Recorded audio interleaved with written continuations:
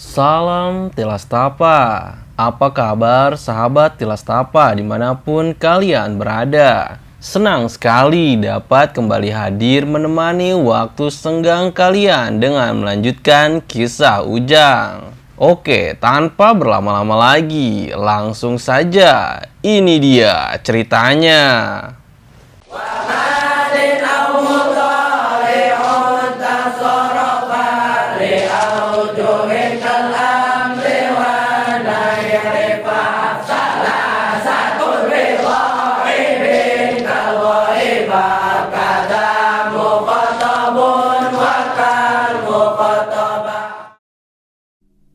Setelah drama kejar-kejaran antara Gendis dan pasukan Megabodas yang dipimpin oleh Ujang dan Marno, akhirnya Gendis ditemukan dalam keadaan lemas berlumuran darah di dekat lembah, ditemani seorang pendekar yang siap mati demi keselamatan Gendis. Keduanya pun pasrah karena Ujang dan Marno sudah pasti akan menyerang mereka habis-habisan. Namun, situasi menjadi berubah ketika Jaka dan Tono muncul secara tiba-tiba. Dua sahabat Ujang itu datang di waktu yang tepat. Kalau saja Jaka dan Tono datang sedikit terlambat, mungkin Gendis sudah tewas. Akan tetapi, Gendis sendiri terkejut melihat kedatangan Jaka dan Tono, lantaran keduanya masih tak jelas ada di pihak mana. Siapa dua anak muda ini?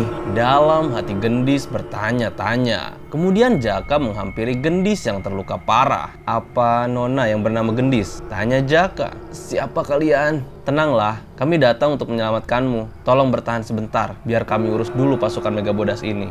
Melihat keadaan Gendis yang kondisinya babak belur akibat pukulan Ujang, Jaka berdiri dan menatap ke arah Ujang. Ia begitu emosi. Ujang, sejak kapan kau berani melukai perempuan? Lalu Tono berbisik pada Jaka. Ingat kata Abah, tidak ada pertarungan yang dimenangkan oleh nafsu. Tenangkan dirimu Jaka. Posisi Gendis sekarang sedikit diuntungkan dengan kehadiran Jaka dan Tono. Sementara Ujang, Marno, dan pasukan Megabodas yang tersisa bingung karena tak mengenal Jaka dan Tono. Ujang memandang dua sahabatnya itu dengan tatapan penuh amarah. Siapa kalian? Berani-beraninya menghalangiku, kata Ujang yang tak sadar sedang berhadapan dengan sahabatnya. Tono maju selangkah. Ia menyadari kalau Ujang sedang di bawah pengaruh kekuatan sihir. Sabar, sabar tuan-tuan. Kami di sini tak berpihak pada siapapun. Kami hanya kasihan melihat perempuan yang terluka parah itu. Apa tuan-tuan tidak malu menyerang orang yang sudah tak berdaya dengan pasukan dan senjata lengkap seperti ini? Kata Tono mencoba berdialog dengan pasukan Megabodas. Namun, tanpa diduga perkataan Tono justru dibalas dengan lemparan kunai dari arah belakang. Spontan saja, Bonde loncat dari pundak Jaka dan menendang kunai itu dengan lihainya. Prah! Suasana menjadi semakin tegang. Bonde marah dan menunjukkan taringnya yang memanjang. Pasukan Megabodas sedikit kaget melihat seekor monyet yang mengintimidasi mereka. Wow. Sepertinya pasukan Megabodas tidak belajar menghormati tamu ya, kata Jaka sambil bertepuk tangan. Ujang mengangkatkan tangan memberi isyarat pada pasukannya untuk diam. Wajah Jaka dan Tono terlihat tak asing di mata Ujang. Tono mencoba tenang. Ia mengambil pisau yang sempat ia lempar untuk menjatuhkan pedang di tangan Ujang. Kemudian ia menunjukkan gagang pisaunya pada Ujang. Saat melihat gagang pisau itu, tiba-tiba mata Ujang yang biru bercahaya perlahan meredup. Amarahnya mulai mereda. Ujang seperti mengingat-ingat sesuatu. Rupanya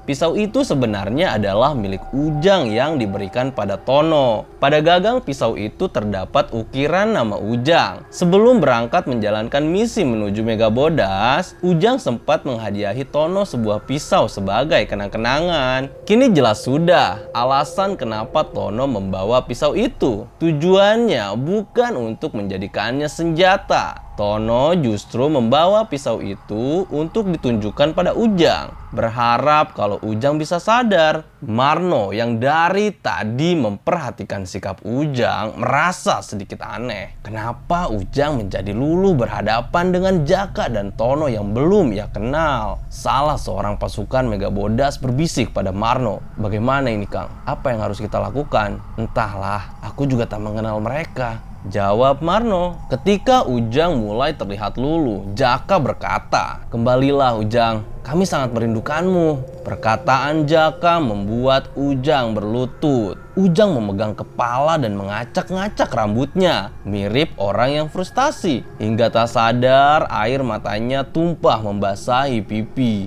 Jaka dan Tono saling menatap satu sama lain, berharap Ujang sudah sadarkan diri dan menerima mereka sebagai sahabatnya lagi.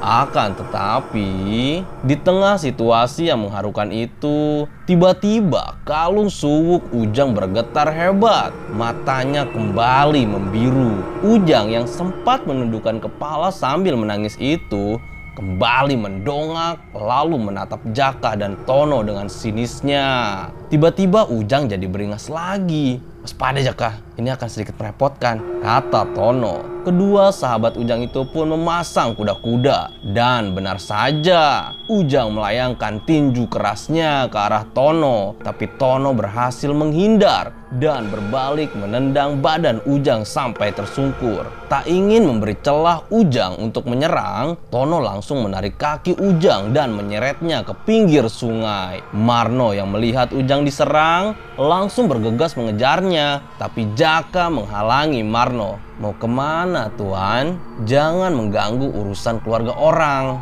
Kalau kau ingin bermain, aku siap melayani." "Lumayan juga nyalimu," timpal Marno. Mereka pun baku hantam. Lalu bagaimana dengan Bonde?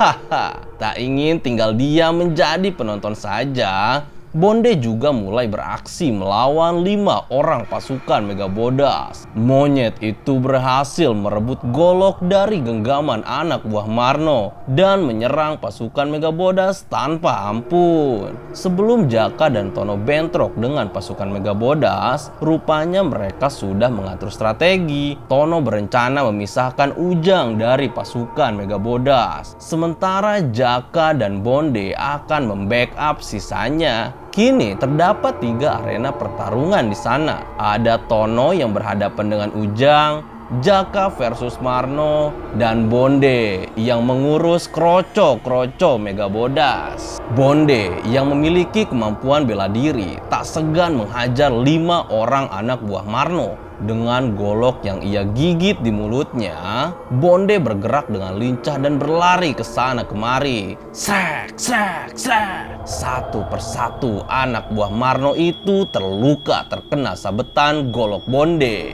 Sebagian ada yang mengenai kaki, sebagian lagi berhasil mengenai tangan.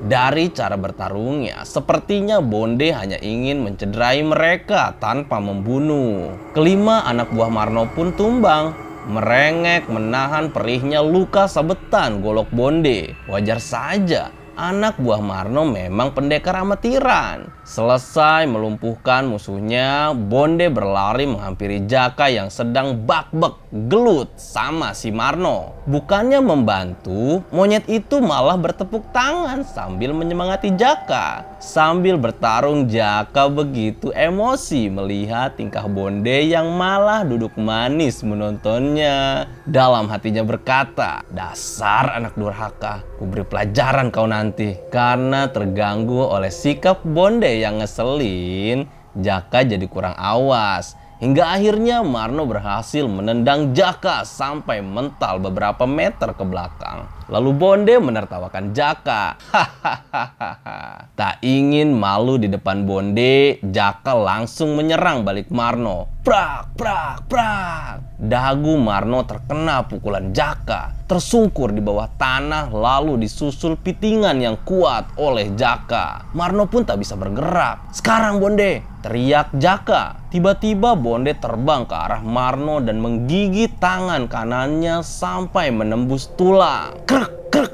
ah! teriak Marno dengan histerisnya. Taring bonde yang memanjang berhasil mematahkan tulang tangan kanan Marno. Darah pun keluar deras. Jaka melepas pitingannya dan membiarkan Marno berguling-guling menahan rasa sakitnya. Jaka berkata, "Jangan coba-coba melukai perempuan lagi. Anggap saja ini pelajaran untukmu." Kemudian Jaka pergi bersama bonde ke pinggir sungai untuk melihat pertarungan Tono dan Ujang. Namun naasnya, keadaan Tono berbanding terbalik. Kalau Jaka dan bonde berhasil melumpuhkan lawannya, Tono justru sedang babak belur, dihantam Ujang membabi buta. Ternyata selama bertarung Tono hanya bertahan dan sebisa mungkin tak melukai Ujang. Niat Tono memang hanya memisahkan Ujang dari pasukan Megabodas dan mengalihkan perhatiannya dari Gendis. Melihat Tono yang terpojok diserang Ujang, Jaka segera menyelamatkan sahabatnya itu. Bonde mengambil pasir dari tepi sungai dan melemparkannya ke mata Ujang. Pandangan Ujang jadi kabur dan menjadi lengah. Lalu Jaka menendang Ujang hingga tercebur ke dalam sungai. Bonde dan Jaka membuat celah untuk melarikan diri. Mereka pun pergi dan membawa Gendis ke tempat aman. "Tunggu dulu, kemana seseorang yang menemanimu tadi?" tanya Jaka. "Aku menyuruhnya untuk menyelamatkan pasukan yang terluka," jawab Gendis. "Lalu harus pergi kemana kita?" "Aku punya tempat persembunyian lain." Gendis pun mengarahkan jalan menuju hutan lebat. Di sana ada sebuah lubang dan lorong bawah tanah yang diterangi oleh cahaya patromak. Mereka pun masuk ke dalam. Kini bukan hanya Gendis yang terluka, Tono juga mengalami lebam-lebam akibat pukulan Ujang. Gendis duduk sila melakukan ritual yang aneh. Posisinya seperti orang yang bertapa. Ia menarik nafas dalam-dalam lalu menghembuskannya. Terus-menerus melakukan itu. Lalu tiba-tiba Jaka terkejut menyaksikan luka-luka Gendis yang perlahan membaik dengan sendirinya. Perut dan anggota tubuh yang membiru perlahan menjadi normal kembali. Kemudian Gendis berdiri menghampiri Tono dan membalur luka-luka lebamnya dengan ramuan berwarna hijau. "Seperti dedaunan yang ditumbuk halus. Apa kau juga terluka?" tanya Gendis pada Jaka. Tidak, terima kasih." Sambil menunggu keadaan kondusif, mereka beristirahat sejenak di ruang bawah tanah itu. Sementara itu, Ujang dan Marno beserta pasukan Megabodas yang sudah terkecoh oleh taktik brilian Jaka dan Tono, kini harus rela menerima kekalahan. Mereka pun memutuskan untuk menarik sisa pasukan yang masih hidup kembali ke paguyuban. "Tunggu Jang, bagaimana dengan pasukan kita yang tertinggal di markas Gendis?" tanya Marno. "Sudah kubilang, itu bukan urusanku," jawab Ujang dengan mata melotot pada Marno. Dalam perjalanan, Marno memikirkan alasan apa yang akan ia katakan pada Datuk. Karena Datuk pasti marah besar menerima laporan kekalahan pasukannya. Sesampainya di paguyuban, rupanya Datuk sudah menunggu kepulangan mereka di saung bambu. Mereka pun menghadap Datuk, berbaris di hadapan pimpinan paguyuban itu dengan perasaan tak tenang. "Kalian memang tak bisa diandalkan," kata Datuk. "Maafkan kami Datuk, kami hampir saja menghabisi Gendis." Tapi belum sempat menyelesaikan ucapannya, Marno langsung ditampar hingga mulutnya sobek. "Prah! Diam kau Marno, aku sudah tahu semuanya. Jangan membuat alasan di saat aku marah. Sekarang pergi kalian semua dari hadapanku." Mereka pun lari terbirit-birit meninggalkan Datuk. Begitulah pertemuan Ujang dan dua sahabatnya untuk pertama kalinya setelah sekian waktu berpisah tanpa ada kabar. Ujang yang sekarang bukanlah Ujang yang mereka kenal. Kondisinya di luar kendali. Hal itulah yang menyebabkan Jaka dan Tono mengutamakan keselamatan Gendis dulu. Karena mereka sadar untuk mengalahkan Ujang dengan mode jurig seperti itu akan sangat beresiko. Masalahnya, mode jurig itu membuat Ujang seperti manusia tak berhati. Ia tak pandang bulu menyikat siapa saja yang menghalanginya. Tak ada rasa takut sedikit pun. Sedangkan Abah Gufron sendiri memerintahkan Jaka dan Tono untuk tidak melukai Ujang, meskipun harus babak belur bertahan dari serangannya. Tapi tenang saja, Saat ini kita sudah memiliki Tono, si ahli siasat. Mau tidak mau, Tono pasti akan berpikir keras untuk menyelamatkan Ujang tanpa harus melukainya. Dari sisi kekuatan, sebenarnya Jaka dan Tono bisa mengimbangi kekuatan Ujang bila bertarung bersama. Ditambah lagi ada Bonde,